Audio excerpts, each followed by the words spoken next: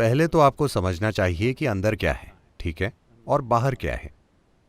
अगर आप नहीं समझते कि अंदर और बाहर क्या है तो आप सभी गलत जगहों पर जाएंगे। अब अंदर क्या है? आपका शरीर समय के साथ इकट्ठा हुआ, हाँ या ना? हेलो मां, आप जो इकट्ठा करते हैं वो आपका हो सकता है, आप नहीं हो सकते। क्या इतना स्पष्ट है?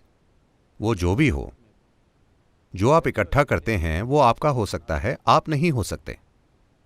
तो ये शरीर एक संग्रह है जिसे आप मेरा मन कहते हैं। मन की सारी चीजें बटोरी हुई है जो इस पर निर्भर है कि आप अपने जीवन में किन हालातों का सामना करते हैं। तो आपका शरीर भोजन का एक ढेर है, छोटा या बड़ा।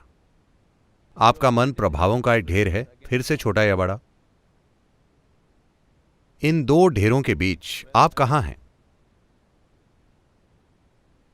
तो अंदर बाहर इन शब्दों को छोड़ दीजिए, क्योंकि जब भाषा की बात आती है तो सिर्फ उतनी ही गुंजाइश है। तो उसके अंदर शायद अलग अलग लोग उसे अलग अलग रूप में इस्तेमाल करने की कोशिश कर रहे हैं। हम नहीं जानते कि उन्होंने किस संदर्भ में इस्तेमाल किया। आपने हर किसी को एक ही बंडल में रखा और कहा, आप सभी ने ये कहा। मैं नहीं जानता कि ये सब लोग कौन हैं। अलग अलग लोगों ने अपने आसपास अलग अलग तरीके अपनाए। अपने आसपास के लोगों को देखते हुए जो उनके आसपास के लोगों के लिए सबसे उपयुक्त था उसके अनुसार उन्होंने काम किया होगा। इसकी संभावना है। अगर वो ईमानदार हैं तो उन्होंने अपने आसपास के लोगों के साथ काम किया होगा, किसी और के सिद्धांतों के साथ नहीं। किसी व्यक्ति को देखकर आप कुछ ऐसा करेंगे जो उस व्यक्ति के लिए सही है। जो आप इस व्यक्ति के साथ करेंगे वो किसी और व्यक्ति के लिए कारगर नहीं हो सकता। आपको उस व्यक्ति के साथ कुछ और करना होगा। मगर आप एक सामान्य बात कर रहे हैं, अंदर बाहर। तो पहले तय कीजिए कि अंदर बाहर क्या है। अभी सब कुछ बाहर है, दुनिया बाहर है, शरीर भी बाहरी सामान है, मन की सारी चीजें भी बाहरी हैं। तो यह अंदर क्या है जिसकी आप बात कर रहे हैं? फिर आप तुरंत आत्मा, परमात्मा, सोल ये कहेंगे। अब आप विश्वास की बात कर रहे हैं। आप नहीं जानते। आप जानते हैं आपके पास एक शरीर है। हाँ, हेलो, प्लीज अपने पड़ोसियों को चेक कीजिए। आप जानते हैं आपके पास एक शरीर है। आप विश्वास करते हैं आपके पास एक मन है। मगर कुछ हद तक आप जानते हैं कि बाकी विश्वास है, हाँ या ना? मैं ये सवाल नहीं कर रहा कि ये सच है या झूठ, चलिए वहां नहीं जाते। मगर ये एक विश्वास है, ये अब तक आपके अनुभव में नहीं है। अगर आप किसी चीज के बारे में बोलते हैं जो अब तक आपके अनुभव में नहीं है, साफ साफ कहें तो आप बस एक झूठे हैं। इसका यही मतलब है। मगर क्योंकि झूठ पवित्र है, झूठ धर्म ग्रंथों में लिखा है, झूठ तमाम लोग दोहराते रहते हैं जो तरह तरह के कपड़े पहनते हैं, जो मूर्ख होते हुए भी पवित्र माने जाते हैं। इसके कारण आपसे इन शब्दों पर सवाल उठाने की उम्मीद नहीं की जाती। आप कहीं जाएं, पहली चीज लोग कहते हैं, सद्गुरु सोल क्या है? मैं उनसे पूछता हूं, कौन सा सोल, दायां या बायां?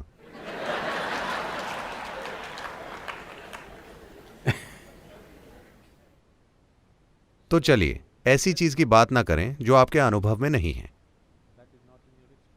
अभी आपका शरीर कुछ हद तक आपके अनुभव में है, आपका मन कुछ हद तक आपके अनुभव में है, बाकी आप नहीं जानते। मगर हम अंदाजा लगा सकते हैं। अगर मुझे इतना शरीर इकट्ठा करना है, अगर मुझे इतना मन इकट्ठा करना है, तो कुछ अधिक मूलभूत जरूर वहां होगा। हां, कोई अधिक मूलभूत चीज वहां होगी, हम नहीं जानते कि वो क्या है। अभी के लिए हम उसे आप कहेंगे। आप अपने अंदर कैसे जाएंगे? मैं पूछ रहा हूं। आप इस हॉल में आ सकते हैं, आप इस हॉल से बाहर जा सकते हैं। आप अपने अंदर कैसे जाएंगे? मैं पूछ रहा हूं। यह कहना कि इसे छोड़ देते हैं, यह तरीका नहीं है। आप इस तरह कीजिए, जो आप नहीं हैं उन सब चीजों को आप किनारे रख दीजिए। तो आज अगर आप सोने जाने से पहले हर वो चीज जो आप नहीं हैं उसे एक तरफ रख दीजिए। वो आपके लिए कीमती हो सकती है। आप उसके बारे में सोचिए। आपका घर, क्या वो आप हैं? ओह, मेरा घर, ठीक है, उसे लेकर आप बहुत भावुक हैं, मगर ठीक है, उसे एक तरफ रख दीजिए। आपका पति, क्या वो आप हैं? नहीं, ये आसान है, वो मैं नहीं हूं।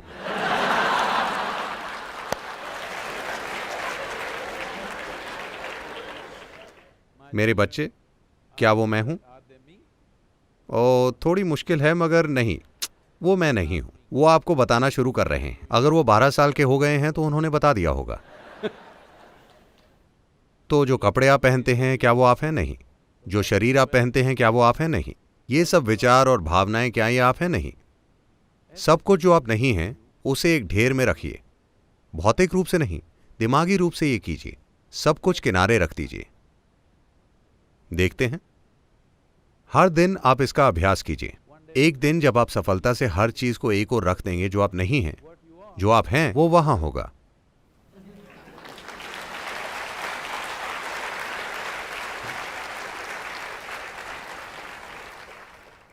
हमारे पास उन चीजों के बारे में बहुत विचार होते हैं जो हमने नहीं देखी। ये एक बड़ी समस्या है। शंकरन पिल्लई ब्रिटानिया गया। क्या मैं शंकरन पिल्लई ब्रिटानिया इंडस्ट्रीज गया नौकरी के लिए, नौकरी खोजने के लिए। तो उन्हें एक स्मार्ट दूरदर्शी सेल्स मैनेजर की तलाश थी।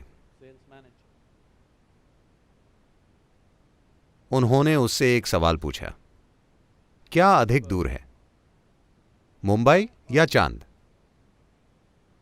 शंकरन पिल्लई ने सोचा, फिर बोला मुंबई। उन्होंने पूछा, क्या मुंबई चांद से दूर है? वो बोला, हां। कैसे? वेल, मैं चांद को देख सकता हूं, मुंबई को नहीं देख सकता।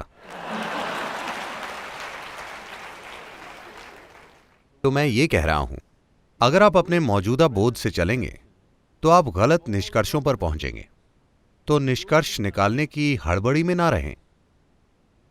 Let's pay a little more attention. थोड़ा अधिक ध्यान दें। आप एक सार्थक जीवन है जिसे थोड़ा ध्यान चाहिए, है ना? दूसरे लोगों का ध्यान मत खींचिए। आपका अपना ध्यान, क्या इस जीवन को ध्यान की जरूरत नहीं है? इस पर ध्यान दीजिए, काफी ध्यान। सब कुछ स्पष्ट हो जाएगा। आपके बारे में सब कुछ आप मुझसे पूछ रहे हैं। अगर मैं आपको बताऊं आपके पास क्या होगा, आपके पास कुछ और शब्द होंगे। कुछ और शब्द आपके पास होंगे, वो आपको सच के करीब नहीं ले जाएंगे। एक और शब्द या 10 और शब्द आपको वास्तविकता के करीब नहीं ले जाएंगे। बस आपके पास किसी और को कहने के लिए ज्यादा शब्द होंगे। इस तरह की अफवाह दुनिया में फैल रही है। हर कोई जानता है ईश्वर कहाँ है, उनकी पत्नी कौन है, उनके कितने बच्चे हैं, उनका जन्मदिन कब है, उनका पता। हर भजन में लोग उनका पता बता रहे हैं, वो कहाँ हैं और उन्हें कैसे पाएं, मगर वो अपने बारे में एक भी चीज नहीं जानते। इस तरह की, क्या कहें, बहुत ज्ञानपूर्ण अज्ञानता खतरनाक है। आप जानते हैं, अगर आप नहीं जानते, ये कोई समस्या नहीं है। अगर मैं देखता हूं मैं नहीं जानता, तो जानने की संभावना हमेशा होती है ना? अगर मैं नहीं जानता और सोचता हूं कि मैं जानता हूं, तो मैंने सारी संभावनाएं नष्ट कर दी हैं। तो हमने बहुत से नतीजे निकाले हैं। हम जानते हैं, हर संस्कृति में वो जानते हैं कि ईश्वर की प्रकृति क्या है, वो कहां रहते हैं, वहां का काम और माहौल कैसा है। आप जानते हैं, हर कोई स्वर्ग का नक्शा जानता है ना? नहीं जानते? मगर आप अपने बारे में एक भी चीज नहीं जानते। अब समय है कि हम ध्यान दें, क्योंकि आप जो भी जानते हैं, आप उसे उसी तरह जानते हैं जिस तरह वो आपके मन के आसमान में दिखता है। आप कोई चीज किसी और तरह से नहीं जानते, हाँ या ना? तो आपको ये ठीक करना है। आप हर चीज को अपने मन के आईने में देख रहे हैं और आईना हिला हुआ है। पहले उसे ठीक कीजिए। पहली चीज है उसे स्थिर, समतल, एक सीधा दर्पण बनाना, ताकि आप हर चीज को वैसे देखें जैसी वो है। क्या समतल आईना आपको हर चीज वैसे दिखाता है जैसे वो है? सब कुछ उल्टा, आप जानते हैं। फिर आपको उसे पलटना होगा। उसमें काफी कुशलता की जरूरत होगी। अधिकांश लोग एक डोसा भी नहीं पलट सकते। अब पूरी दुनिया, पूरा जीवन जो आपके मन में चल रहा है, उसको पलटने, उसे टुकड़े टुकड़े किए बिना पलटने के लिए और कुछ चाहिए।